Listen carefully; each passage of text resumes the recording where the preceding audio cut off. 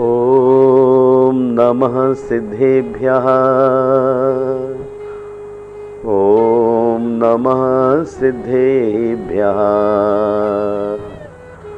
ॐ नमः सिद्धेभ्यः।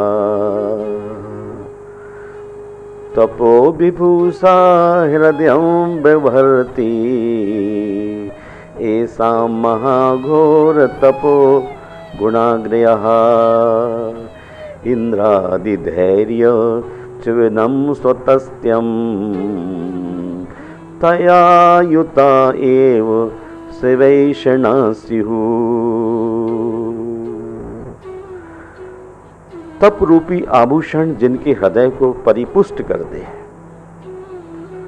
जो महान घोर तप में अग्रगण्य है, जिनके तप विभूषण को देख इंद्रादि स्वतः धैर्य खो बैठते हैं, ऐसे तप एवं तपस्वी की शिवालाशा से मैं स्तुति करता हूँ।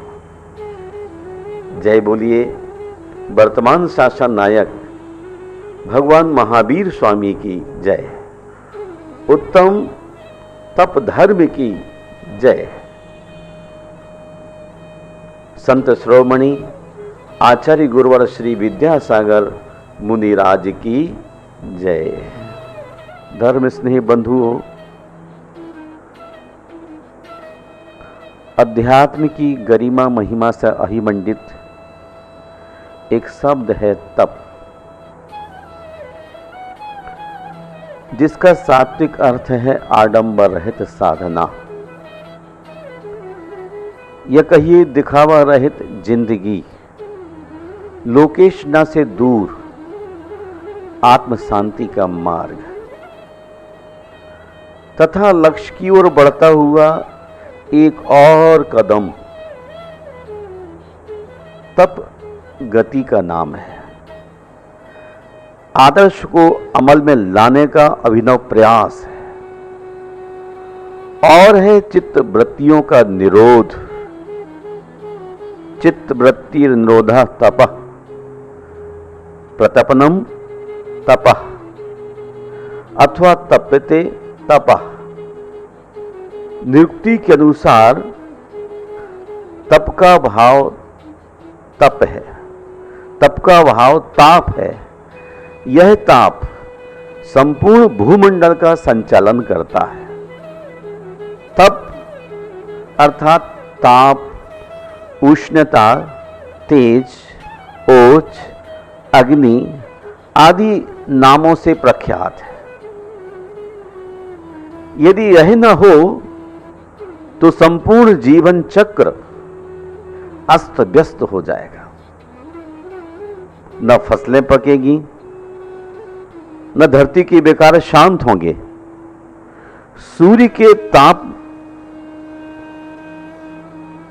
सूर्य में ताप है, जो प्राणी मात्र का ऊर्जा स्रोत है। इससे जल प्रासुक होता है, भूमि निर्जंतुक हो, तपस्वियों के गमन योग बनती है, फसलें परिपक्व हो, जीव मात्र को आहार, जीवन व अभय प्रदान देती हैं। महानुभाव, आँच की महिमा अपरंपार है। इसे पाकर जल प्राशुक होता है, सोना निखरता है, स्वभाव प्रकट होता है, शुद्धता थिरक कर निसंकोच सामने आ जाती है, कैवल्य आंखें मलने लग जाता है। यदि धूप न खिले तो जीव जगत जी नहीं सकता। बुखार न आए तो शरीर की विकृतियों की थाह नहीं मिल सकती। यही कारण है कि हमारी आंख सदैव तापमान पर बनी रहती है। ताप के बिना तप असंभव है। जब तक हम ज्ञान के दीपक में तप का तेल नहीं संजोते, रोशनी का जन्म नहीं होता। सारा खेल ताप और तप का है। तप वह है जो आत्मा को पवित्र बनाता है, जो साधना का मार्ग प्रशस्त करता है, जो लक्ष्य की दूरी को मिटाता है। तपस्या जीवन को जगाने का सफल उपक्रम है। तपस्या से आत्मशक्ति को पोषण मिलता है और उसका तेज सारे वातावरण को प्रभावित करता है। तपस्या का अर्थ शरीर को तपाना ही नहीं, मन, वाणी और इंद्रियों को तपाना है। बंधुओं, याद रखिए, जब कोरा शरीर तपता है तब अहम बढ़ता है। शरीर और इंद्रियां दोनों तपते हैं तब संयम बढ़ता है। शरीर, इंद्रिय और मन तीनों तपते हैं तब आत्मा का द्वार खुलता है। शरीर, इंद्रिय, मन और बुद्धि चारों तपते हैं तब आत्मा का साक्षात होता है। जो व्यक्ति ऐसी तपस्या में लीन है वह देवों द्वारा नमस्कृत्य है। उपार्जित कर्म क्षयार्थम मार्ग विरोधेन तपस्विना तप्यते इति तपः। जिनेंद्र के द्वारा जो मोक्ष का मार्ग प्रशस्त किया गया है उसके मुताबिक तप करने का नाम जीवन को सार्थक करना है। सम्यक दर्शन, ज्ञान, चारित्र रूप रत्नत्रय प्रकटीकरणार्थम इच्छा निरोधो व तपः। सम्यक दर्शन, ज्ञान, चारित्र को प्रकट करने के लिए अपनी इच्छाओं को निरोध करना, यही तप है। महानुभाव, हमारे गुरुवर जिन्होंने हमें यहाँ तक सफ़र करने में मदद की है मानसिक रूप से, आज उन गुरुवर का एहसान अपने सिर से उतार नहीं सकता हूँ। वे कहते हैं, तन मिला तुम तब करो, करो कर्म का नाश, रवि शशि से भी अधिक है तुम में दिव्य प्रकाश। हे भव्य आत्मन, तुम्हारे अंदर सूर्य चंद्र से भी ज्यादा प्रताप है। उसको प्रकट करने के लिए मनुष्य का स्वस्थ शरीर मिला है, जैन कुल मिला है, महावीर का सानिध्य मिला हुआ है। और यदि तू अब भी नहीं तप करने में अग्रणी होता है तो किस गति में करेगा? तप के माध्यम से निर्जरा होती है, तप के माध्यम से संबर होता है और दोनों ही मोक्ष के लिए कारण होते हैं। तपः साधना में एक बात ध्यान रखना आवश्यक है, वह है आनंद और उल्लास की अनुभूति। तप करते समय एक तो लक्ष्य पूरी तरह स्पष्ट होना चाहिए। तप करते समय एक तो लक्ष्य पूरी तरह स्पष्ट होना चाहिए, दूसरे करते हुए हृदय में खुशी और हर्ष का अनुभव होना चाहिए। ट्रांसपेरेंट लक्ष्य हो, हम किस लिए भगवान के चरणों में आराधना करने के लिए हाजिर हुए हैं, हमारा क्या मकसद है, और उस मकसद को स्पष्ट रखते हुए खुशी और हर्ष का अनुभव होना चाहिए। जैसे जैसे तपस्या बढ़ती चली जाती है वैसे वैसे चेहरे की चमक बढ़ती चली जाना चाहिए। तपस्या के बढ़ते चेहरे पर मिलानता का आना उसके भीतर की कमजोरियां या विवशपना को साबित करता है।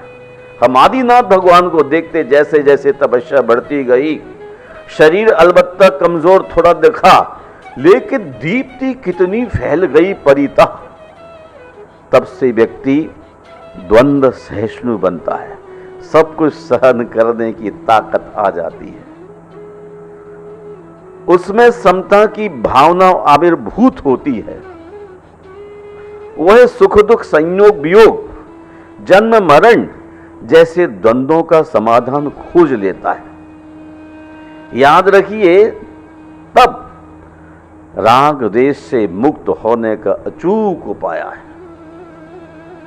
आज बड़े बड़े आप तप नहीं कर सकते तो कम से कम छाया में बैठकर आचार्य गुणभद्र मुनिराज आत्मानुशासन में कहते, हे भव्यात्मन, कम से कम क्रोध तो मत करो। मासोपवास नहीं कर सकते तो कम से कम अपने को तराशने के लिए कोशिश तो करो। तप का अर्थ और प्रयोजन मात्र इतना ही है कि जीवन को तराशना। क्रोध न होने पर ही किसी चीज को तराशा जा सकता है, वरना आदमी असंतुलित स्थिति में एक्सीडेंट ही कर देता है। तो आपको पहले पहले ही चाहिए कि अंदर हर्ष हो और हर्ष के साथ क्रोध का निर्वासन हो। जीवन को तराशना, अनंत संभावनाओं का प्राकट्य तथा आत्मा और शरीर के विज्ञान को समझकर आत्मा को देह से भिन्न करना। जो आदमी इस तरह का पुरुषार्थ करता है उस व्यक्ति के लिए कोई कठिन बात नहीं होती है। अग्निपाक से सोना निखरता है, उसका स्वभाव प्रकट होता है और परिशुद्धता थिरक कर निसंकोच सामने आ जाती है।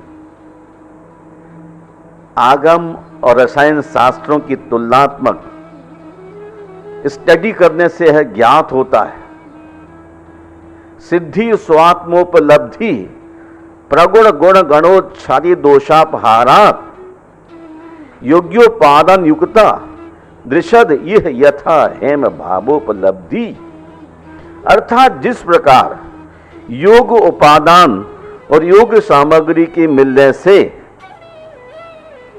स्वर्ण पाषाण से स्वर्ण को निकाल दिया जाता है, उसी प्रकार प्रगुण गुण गण आच्छादी दोष अपहारात स्व आत्मा उपलब्धि सिद्धि। प्रगुण गुणों के समूह यानी अनंत ज्ञानादि गुणों के समूह को आच्छादित करने वाले ज्ञानावरणादि अष्टकर्म रूप दोषों को नष्ट हो जाने पर आत्मा की उपलब्धि रूप सिद्धि प्राप्त होती है। यथा भवति तीक्षाग्नि तथैव उज्ज्वल कांचनम तस्सेव यथा कष्टम मनः शुद्धस् तथैव। महानुभाव, स्वर्ण को जिस अग्नि में पिघलाते हैं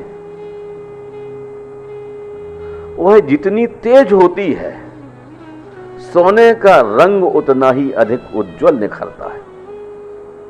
ठीक इसी तरह तपस्वी जितने बड़े कष्टों को सहता है उसके आत्मिक भाव उतने ही अधिक निर्मल होते हैं। भावों की निर्मलता में से ही कैवल्य उन्मेष होता है। इसीलिए किसी उपासक ने कहा है, जिसने तप की तपन को सहा वह परमेश्वर हो गया।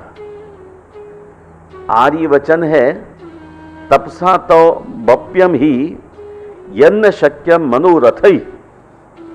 तप से वह सब कुछ मिल जाता है जो मनोरथों की गति से भी परे है।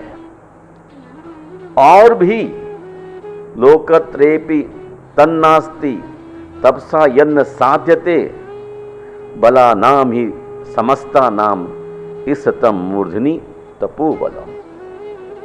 तीनों लोकों में ऐसा कोई कार्य नहीं है जो तप के द्वारा सिद्ध न होता हो। तीनों लोकों में ऐसा कोई कार्य नहीं जो तप के द्वारा सिद्ध न होता हो। यथार्थता तप का बल सर्व बलों में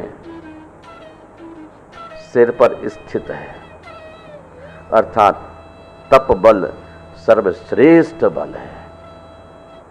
तप बल से इंद्रासन मिलता है, किंतु उस इंद्रासन को हिलाने का सामर्थ्य इच्छानुसार कार्य करने वाले खड़ खड़ कायावान निर्गंथ दिगंबर एक तपस्वी में होता है।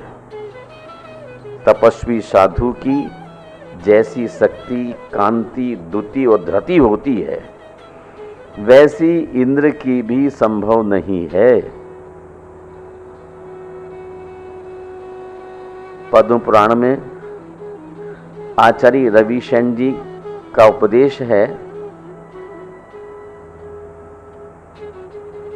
नासा त्रिदश नाथस्य शक्ति कांति द्युतिर्धति तपोधनस्य साधो यथाभिमत कारिणा। तभी तो इंद्रासन के लोभी इंद्र व देवगण तपस्वियों का तप भ्रष्ट करने के अनेक उपक्रम रच उन्हें कष्ट पहुंचाते हैं। तप का तेज हिंसक शक्ति, दैवी शक्ति को निरस्त करने का सामर्थ्य रखता है। पार्श प्रभु के तप ने क्रूर संबर देव की शक्ति को पराजित कर दिया। अकलंक देव के समक्ष तारा देवी उल्टे पैरों भागती नजर आई। हिंदू शास्त्रों में भी असुर शक्ति के विनाशक सहस्त्रों उदाहरण देखे जाते हैं। हजारों शक्तियों को, हजारों तपस्वियों के उदाहरण इतिहास में हमने आंखों से, कानों से सुने हुए हैं। तप का सीधा संबंध आत्मा से है, जो अनंत शक्तियों का अकूट भंडार है। जिन्हें आत्मा की दिव्य प्रकाश प्राप्त करने की कामना है, उन्हें चाहिए वे अपनी चित्तवृत्ति को इच्छाओं का नियमन कर अपनी जान के चिराग को तपस्या के तेज से रोशन करें, ताकि खुशकिस्मतों की कतार में स्वयं को खड़ा कर सके और वह सब कुछ हासिल कर लें जो दुष्कर और दुष्प्राप्य है। महानुभाव, शरीर, कर्म और आत्मा के पृथक्करण प्रक्रिया का नाम है तप।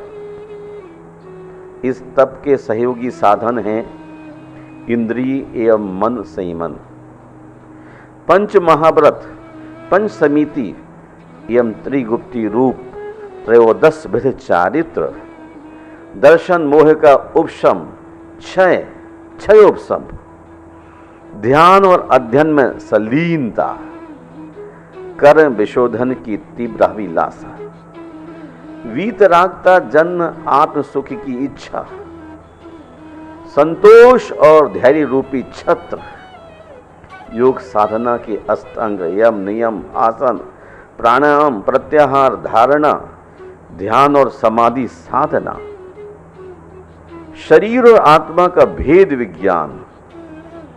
इस नौविधि प्रक्रिया से जब शरीर, इंद्रिय, मन और आत्मा चारों तपने लगते हैं, तब भीतर के द्वार खुलते और जीवात्मा शरीर से पृथक चैतन्य की गहराइयों में खोता चला जाता है। बाह्य दैविक एवं भौतिक तापों से बेखबर वीतरागता की अमराइयों में विरमता हुआ आत्मोथ सुख का अनुभव करता है। जिसका गज कुमार ने अनुभव किया था। श्री नेमिनाथ और श्री कृष्ण के लघु भ्राता अल्पवयी गज कुमार अपनी बागदत्ता के पिता अर्थात ससुर द्वारा जलती धधकती अंगीठी का सेहरा बांधे आत्मध्यान में डूबे वृक्ष तले ऐसे प्रतिष्ठित हैं जैसे कोई चित्रांब हो। बाहर शरीर जल रहा है, भीतर कर्म चल रहे हैं और इस रहस्य के ज्ञाता अनुभावक हर्ष विषाद से अत्यंत विमुक्त महामना महामुनि लौकिक एवं अलौकिक उभय अग्नियों में पंचभूत देह तत्व और कर्मेधन झोंक रहे हैं, कर्म जल रहे हैं, आत्म कुंदन चमक रहा है। कुछ ही पलों में अनंतकालीन संचित कर्म जलकर नष्ट हो गए। केवल ज्ञान सूर्य उदित हो गया और उस दिव्या लोक में मुक्ति श्री ने उनका वर्ण कर लिया। गज कुमार का शरीर और आत्मा के पृथक्करण का तप यज्ञ सार्थक हो गया। कर्म की टीबा से लिप्त आत्मा निर्मल धवलाहरा से दीपित हो लोकाग्र पर सदा सदा के लिए विराजित हो गई है। दुनिया ने इस अनंतकालीन मलिन आत्मा का निर्मलीकरण देखा और जाना कैसे कृष्णत्व को शुभ्रता में बदला जा सकता है। अकबर और बीरबल के कारनामे में संसार हमेशा आनंद लेता रहा है। अकबर और बीरबल के कारनामे संसार प्रसिद्ध हैं। इनकी नोक झोंक से ना जाने कितने रहस्य उजागर होते हैं। एक बार बादशाह के बहसी मन में एक सवाल पैदा हुआ, या कहिए मजाक सूझा, काली वस्तु को सफेद बनाया जाए। बस क्या था, शाही दरबार में ऐलान करा दिया, काली वस्तु को शुभ्र बनाइए। सभासद अवाक थे। बीरबल ने बीड़ा उठा लिया। एक सप्ताह की मोहलत मिली।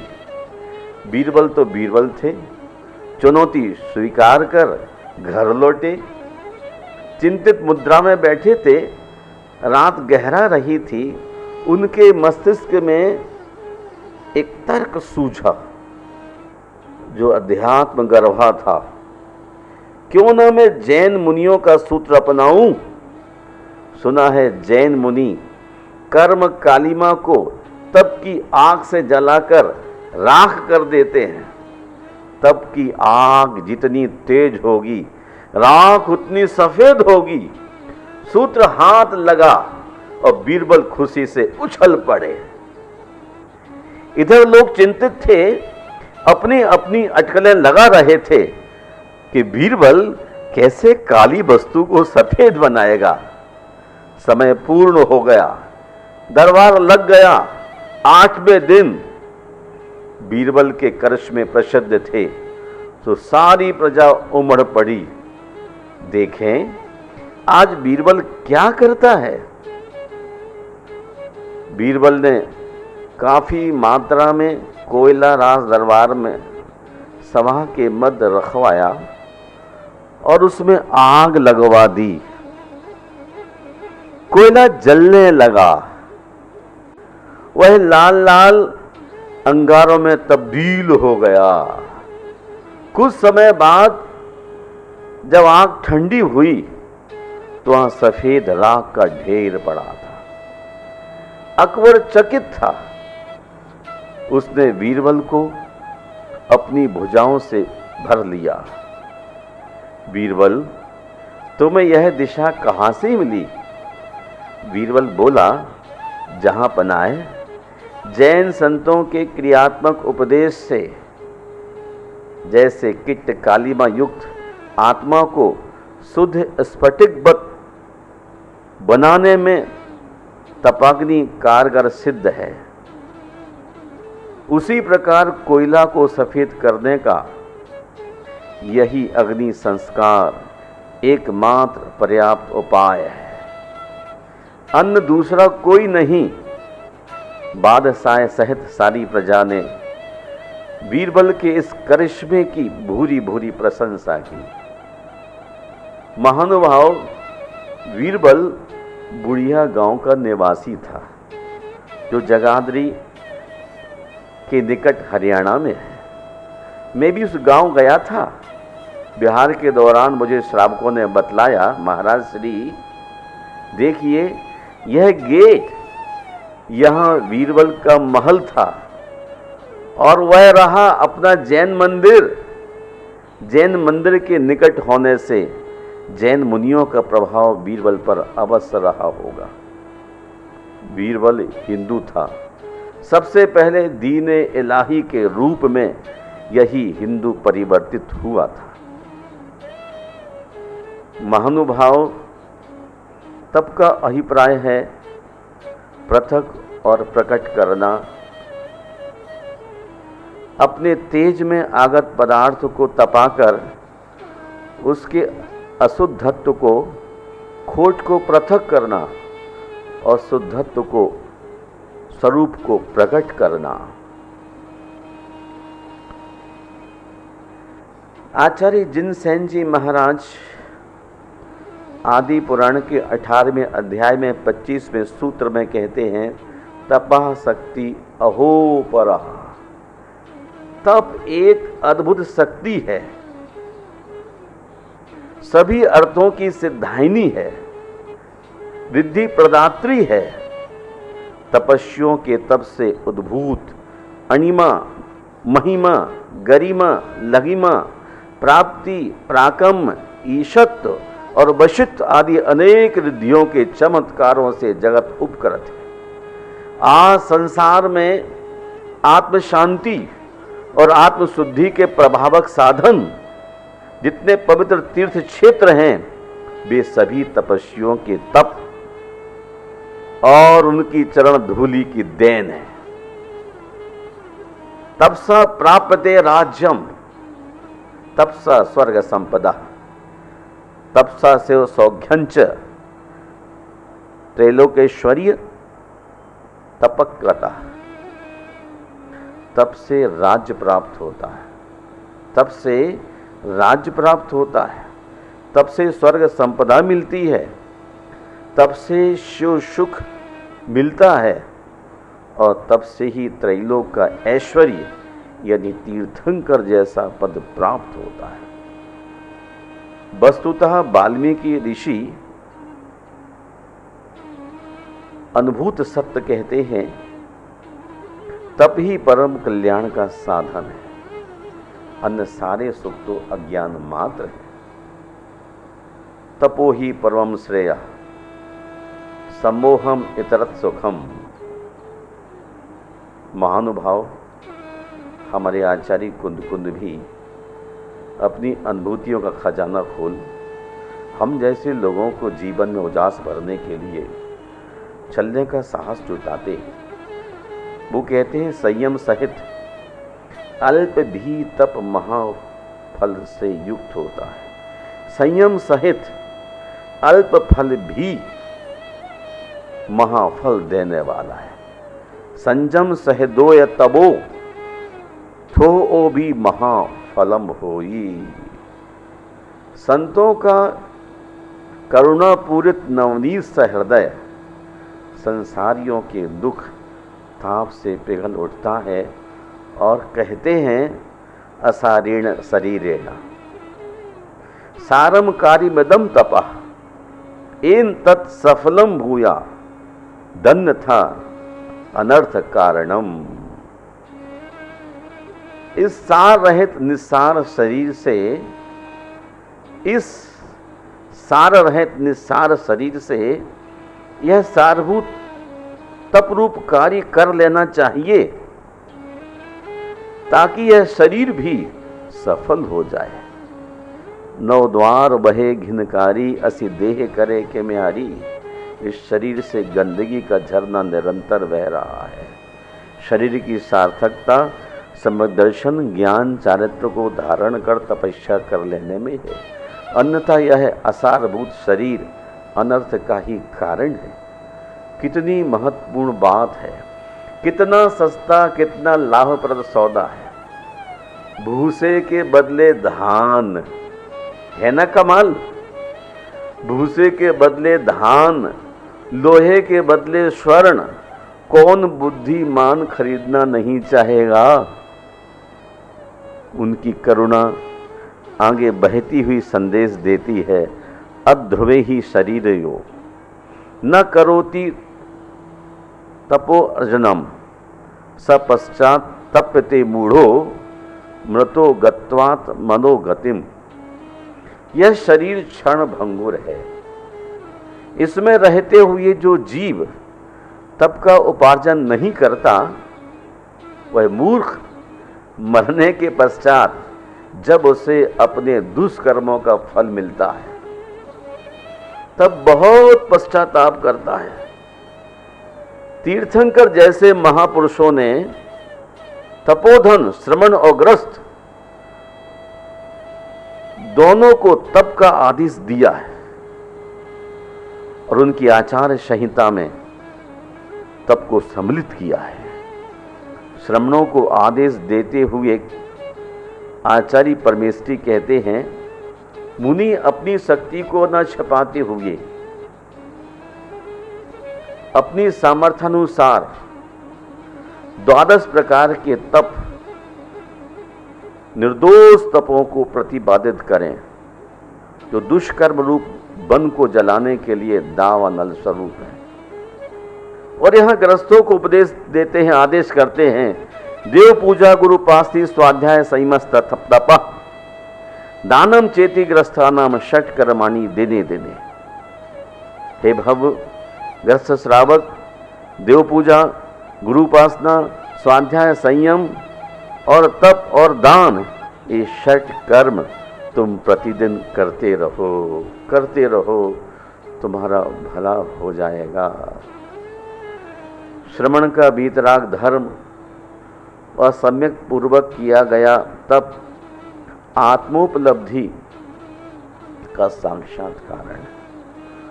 और गृहस्थ का परंपरा से एतद अर्थ साक्षात कारण को प्रथम था व्याख्यापित करता हूं। तप का अभिप्राय है अनुगोहित वीर्यस्य मार्ग अविरोधी काय क्लेशा तपा। अपनी शक्ति को हे भव्यात्मा न छिपाते हुए मोक्ष मार्ग के अनुकूल शरीर को कष्ट देना अर्थात स्वयं को तपाना। पूज्यपाद महाराज जी पुनः कहते हैं, कर्मक्षयार्थ तप्यते तपा। कर्म क्षय के लिए जो तपा जाता है वह तप है। और ऐसे तप को प्राप्त करने के लिए हमें अपनी श्वास श्वास में उन तपस्वियों का स्मरण करना है जिन तपस्वियों ने समतापूर्वक अपने आप को तपाया है। महानुभाव जो संभावी यह परलोक के सुखों की अपेक्षा न करके अनेक प्रकार के काय क्लेश करता है, उसके उत्तम तप होता है। सतपथ ब्राह्मण में लिखा है, तपोवा अग्नि तपो दीक्षा। अग्नि तप है, दीक्षा भी तप है, इसलिए तवेण पौराण कम्मखो। प्राचीन कर्म इसी तप के माध्यम से नष्ट होते हैं और तीर्थंकर प्रकृति का बंध भी इसी तपस्या के माध्यम से होता है। इसलिए भव्य आत्माओं तपसा प्राप्यते राज्यम, तपसा स्वर्ग संपदा, तपसा शिव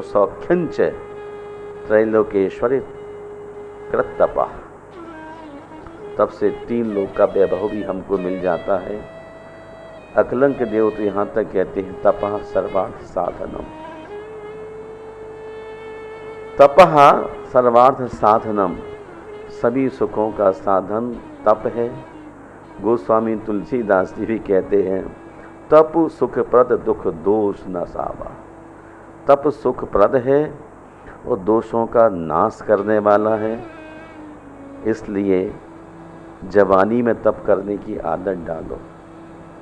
नीतिकार कहते हैं तप करते यौवन गयो, तप करते यौवन गयो, द्रव्य गयो मुनिदान, प्राण गए सन्यास में, तीनों गए न जान।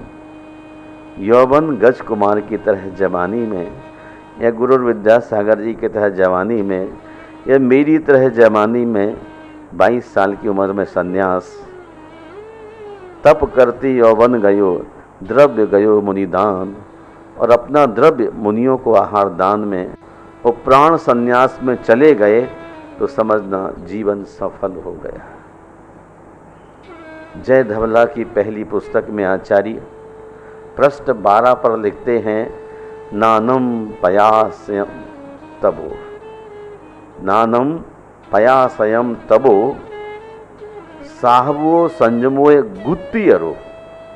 नानम पयासयम तबो सोहवो संजमोय गुत्तियरो, तिन्नम पी समाजोगे मोखो जिन शासने दिठो। ज्ञान सपर प्रकाशक है। ज्ञान स्वयं भी प्रकाशित होता है, दूसरों को प्रकाशित करता है। तप आत्मा का शोधक है। तप आत्मा का शोधक है, गंदगी को दूर करता है कतक फल की तरह। और संयम गुप्ती करने वाला है तथा ज्ञान, तप और संयम, इन तीनों के मिलने से मोक्ष प्राप्त होता है। ऐसा जिन शासन ने दिठो, जिन शासन में कहा गया है। मैं आपसे कहना चाहता हूं महानुभाव, हमारे तीर्थंकर मुनियों ने 12 प्रकार के तपों की आराधना की है। अनशन, औमुदर्य, वृत्ति परिसंख्यान, रस परित्याग, काय क्लेश और विविक्त शय्यासन। 6 प्रकार के बाह्य तपों के माध्यम से अपनी जिंदगी को सजाया और संवारा है। दूध तपाने के लिए जैसे बर्तन को तपाने की आवश्यकता होती है, बर्तन ना तपे तो दूध क्या आकाश में तपेगा? बर्तन तपेली तपाने की आवश्यकता है। ऐसे ही अंतरंग तपों को पाने के लिए अनशन, औमुदर्य, वृत्ति परिसंख्यान आदि आदि तपों की आवश्यकता होती है। आप शायद जानते नहीं होंगे, अनशन अर्थात उपवास। उपवास करने वाले को अपने शरीर के प्रति राग का उच्छेद हो जाता है। तप करते यौवन गयो, शरीर को तपस्या में लगा देते हैं, शरीर का मोह राग दूर हो जाता है, क्योंकि जानता है तपस्वी राग से कर्म का बंध होता है। रत्तो बंधति कम्मम, राग नहीं कर मुंजति जीवो, विराग संपन्न हो, विराग भाव से मुक्ति होती है। इसलिए अनशन करने का हमारा पर्पज है राग का उच्छेद हो। औमुदर्य अर्थात भूख से कम खाने का मतलब है मन में संतोष। संतोष और भूख से कम खाने के बाद भी खुश हूं, प्रसन्न हूं। और वृत्ति परिसंख्यान का मतलब है चिंता निरोध, इच्छाओं को नियंत्रित। आज संकल्प कर लिया कि एक ही वस्तु खाना है, दूसरी आने के बाद भी स्वीकार नहीं करना, 5 आने पर स्वीकार नहीं करना। इसलिए वस्तुओं का चिंतन का निरोध हो जाता है। रस परित्याग करने से इंद्रियों का दर्प निग्रह हो जाता है। और काय क्लेश देह सुख को खूंटी पर टांग देता है। विविक्त शय्यासन, अलग कमरे में सोना जिसमें कोई भी ना हो, यह ब्रह्मचर्य की साधना करने वाले व्यक्तियों के लिए वरदान है। विविक्ते शयनम, एकांत में रहने वाला, विविक्त शय्यासन करने वाला ब्रह्मचरी के लिए आगे बढ़ाने वाला है। और ये क्यों किए जाते हैं? अंतरंग तप करने के लिए, अर्थात प्रायश्चित, विनय, वैयाव्रत, स्वाध्याय, विसर्ग और ध्यान, ये अंतरंग तप हैं। इन अंतरंग तपों के माध्यम से श्रावक के नहीं, मुनियों के भी प्रमाद दोष का परिहार होता है। प्रायश्चित, कोई गलती हुई प्रमाद दोष से तो उसका परिहार हो जाता है। विनय में क्या है? पूज्य पुरुषों के प्रति हमेशा आदर का भाव, हमेशा विनीत, हमेशा झुक कर के चलना। जितना झुक के चलना आएगा उतना ही हमारी तपस्या को बल मिलता है। विनय तप उन्हीं की होती है जो संयम से हमसे अधिक हैं, जो दीक्षा में हमसे अधिक हैं, जो ज्ञान में हमसे अधिक हैं, उनकी विनय करने से ही मोक्ष मिलता है। और वैयाव्रत भी ऐसे लोगों की ही की जाती है जिस किसी की वैयाव्रती करने से कोई तप नहीं आका जाता। तो काय चेष्टा, अपने शरीर के द्वारा महान तपस्वियों की सेवा करना। और स्वाध्याय का मतलब था अंतरंग में ज्ञान, भावना, आलस्य, अभाव। स्वाध्याय करते हुए आलस्य को दूर करने का नाम स्वाध्याय है। इसलिए सिद्ध और श्रुत भक्ति पूर्वक काय उत्सर्ग करके तपस्वी जन स्वाध्याय प्रारंभ करते हैं। महानुभाव, आज हमारा आपको ही उपदेश है व्युत्सर्ग। व्युत्सर्ग का मतलब होता है अहंकार और ममकार का त्याग।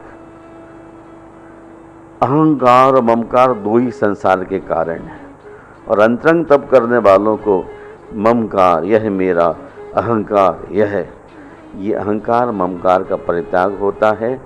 और अंत में जो अंतरंग तप है ध्यान, उसमें चित्त विक्षेप, मन में उठने वाली तरंगों का बिल्कुल पूरी तरह से समापन हो जाता है। मैं आज उत्तम तप के दिन आप सबके मंगल की कामना करता हूँ और चाहता हूँ आप ऐसी विषम परिस्थिति, जब दुष्काल चल रहा हो, तब भी हम अपने आचार्यों के चरणों में बैठ कर के उत्तम तप को धारण करने की हैसियत को जगाएं। यदि उत्तम तप नहीं कर सकते हैं, मासोबास नहीं कर सकते हैं, सिंह विकीड़ित तप नहीं कर सकते हैं, तो कम से कम धर्म स्नेही बंधुओं छाया में बैठ कर के, है ना, क्रोध करना तो कम कर ही लीजिए। यही भी नहीं होता है तो कार्तिकेय स्वामी कहते हैं रात्रि भोजन का त्याग कर लीजिए। यह भी गृहस्थ आश्रम में एक तप है। 1 वर्ष का रात्रि भोजन त्याग किया है तो आचार्य भगवान कहते 6 महीने की उपवास का फल आपको मिल जाएगा। बशर्ते रात को कोई आरंभ का काम नहीं करना है। जैसे मुनिराज आलती पालती लगा करके एक स्थान पर बैठ जाते हैं, रात्रि में अपने स्थान को नहीं छोड़ते हैं, वैसे ही 1 साल का रात्रि भोजन त्याग करने वाले ग्रस्त श्रावक को 6 महीने के उपवास का फल तभी है जब है रात्रि में आरंभ के कार्यों से मुक्त हो जाए। ये आपके लिए बहुत बड़ा तप नहीं है, तप आत्मशोधन का बहुत बड़ा साधन है। इसलिए आत्मा की शुद्धि के लिए आपको तप अवश्य करना चाहिए। बिना तपस्या किए किसी व्यक्ति को आज तक मोक्ष नहीं मिला है। आप मोक्ष की इच्छुक हैं, है ना? इच्छा तो आप कहते हैं हाँ, सुख चाहें, दुख से भयबंद। सुख तो चाहते हैं पर दुख से भयबंद है। तपस्या कौन करेगा? हमारे श्रमण मुनिगण तपस्या कर लें और हमको आशीर्वाद दे दें, हमारा भला हो जाए। नहीं, जो तपस्या करेंगे उनका ही भला होगा। 24 तीर्थंकर तपस्या करके मोक्ष चले गए, हम भी उन्हीं की तरह तपस्या करके अहंकार ममकार का त्याग करके चित्त के विक्षेप को खत्म करके आलस्य को दूर करके पूज्य पुरुषों की सेवा में लग जाएं और हम अपने आप को उनकी सेवा करते करते पा लेंगे, वही तपस्या का फल होगा।